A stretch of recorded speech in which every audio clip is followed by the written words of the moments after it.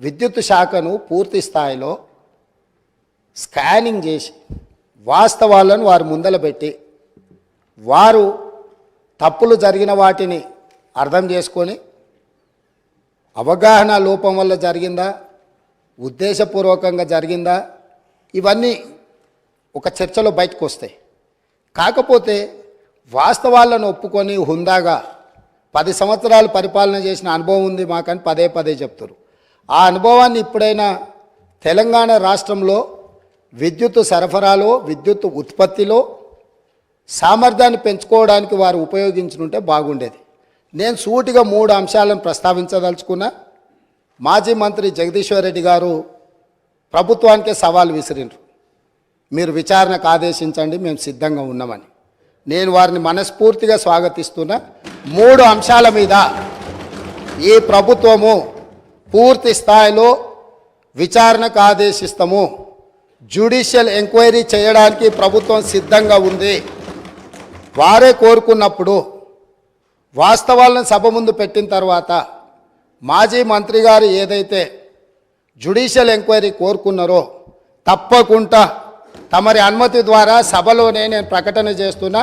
3 అంశాల మీద జ్యుడిషియల్ ఎంక్వైరీకి మా ప్రభుత్వం సిద్ధంగా ఉన్నది అని చెప్పి ఈ సందర్భంగా తెలియజేస్తూ, ఆ 3 అంశాలకు సంబంధించి తెలంగాణలో కాలిపోతున్న మోటార్లు, పేలిపోతున్న ట్రాన్స్ఫార్మర్లు, ఆత్మహత్యలు చేసుకుంటున్న రైతులు, ఇది ఒక పెద్ద సెంటిమెంట్ విద్యుత్తు అనేది.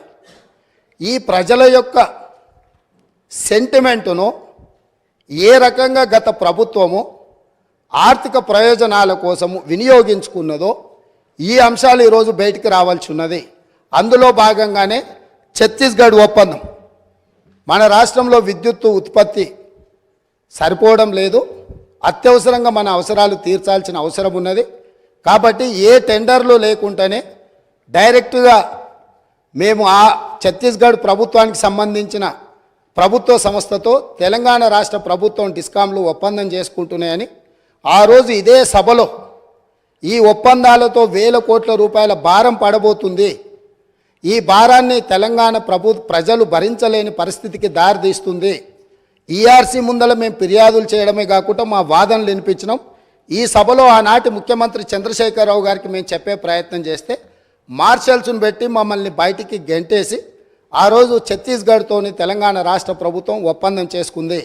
దీనికి సంబంధించి విద్యుత్తు జేఏసీకి సంబంధించిన తెలంగాణ ఉద్యమంలో క్రియాశీలక పాత్ర పోషించిన ఒక జెన్కో ట్రాన్స్కో అధికారి నివేదిక ఇచ్చి ఈ ఒప్పందం వల్ల నష్టం జరుగుతుంది అన్నందుకు అతన్ని ఎక్కడనో మారుమూల ప్రాంతానికి బదిలీ చేసి కక్ష సాధింపుగా అతనికి ఉన్న హోదాను తగ్గించి ఒక చిన్న ఉద్యోగంలో నియమించారు అధ్యక్ష. వారు ఇక్కడ సభ్యుడు కాదు కాబట్టి వారి పేరు తీసుకుంటలేను.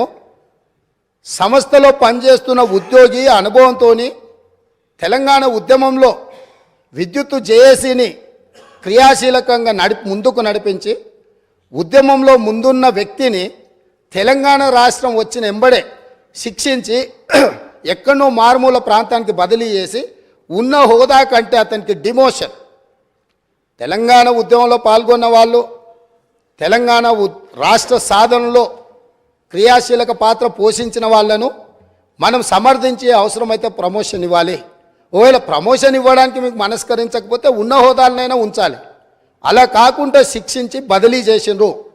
అతను కూడా ఆనాడు ఈఆర్సీ ముందు తన వాదన వినిపించిండు. ఆ వాదనను పెడచెవిన పెట్టి ఛత్తీస్గఢ్ ఒప్పందం చేసుకుండ్రు.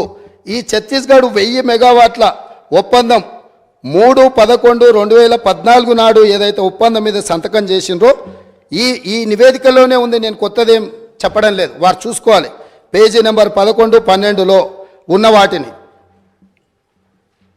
అసలు ఈ విద్యుత్తు వినియోగించినా వినియోగించకపోయినా అదేవిధంగా విద్యుత్తును రవాణా చేయడానికి వినియోగించాల్సిన కారిడార్ను పర్మనెంట్ ఒప్పందం చేసుకోవడంతో విద్యుత్తు సరఫరా అయినా కాకపోయినా దాదాపుగా 1362.424 కోట్ల రూపాయలు ఈరోజు ప్రభుత్వం మీద భారం పడ్డది.